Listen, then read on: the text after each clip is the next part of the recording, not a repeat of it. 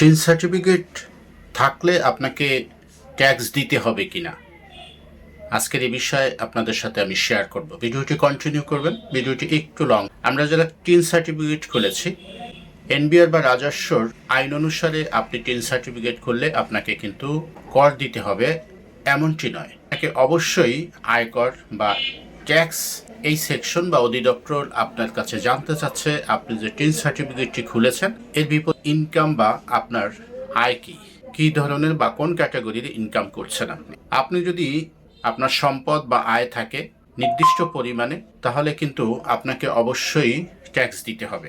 এখন এনবিআর বা ট্যাক্স অধিদপ্তর, ইনকাম ট্যাক্স অধিদপ্তর আপনার এই টিনের বিপরীতে কি পরিমাণে ইনকাম আছে এটা জানবে কিভাবে?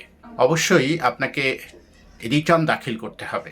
আপনি যখন রিটার্ন দাখিল করবেন, আপনার যদি কোনো ইনকাম না থাকে তাহলে আপনার ইনকাম নাই মর্মে এরকম আপনাকে কিন্তু রিটার্ন দাখিল করতে হবে। এই রিটার্ন দাখিলের মাধ্যমে আয়কর বা রাজস্ব খাত আপনাকে বুঝবে, অধিদপ্তর বুঝবে যে আপনার ইনকাম নেই বা আপনার ট্যাক্স দেওয়ার মতন ইনকাম আপনার হচ্ছে না। সেক্ষেত্রে আপনি এভাবে রিটার্ন দাখিল করবেন পরপর 3 বছর দাখিল করার পরে আপনি কিন্তু চাইলে ইনকাম ট্যাক্স বা এই টিন থেকে আয়কর থেকে অব্যাহতি পেতে পারেন। এজন্য নির্দিষ্ট কিছু শর্ত আছে।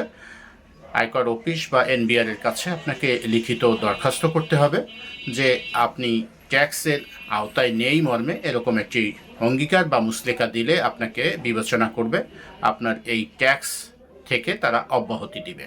এজন্য যারা টিন সার্টিফিকেট খুলেছেন অবশ্যই তাকে রিটার্ন দাখিল করতে হবে এবং রিটার্ন দাখিলের মাধ্যমে আপনাকে এনবিআর বা আয়কর এই সেকশনকে বোঝাতে হবে যে আপনি আয়করের আওতায় নেই, সেজন্য আপনাকে আয়কর দাখিল করতে হবে।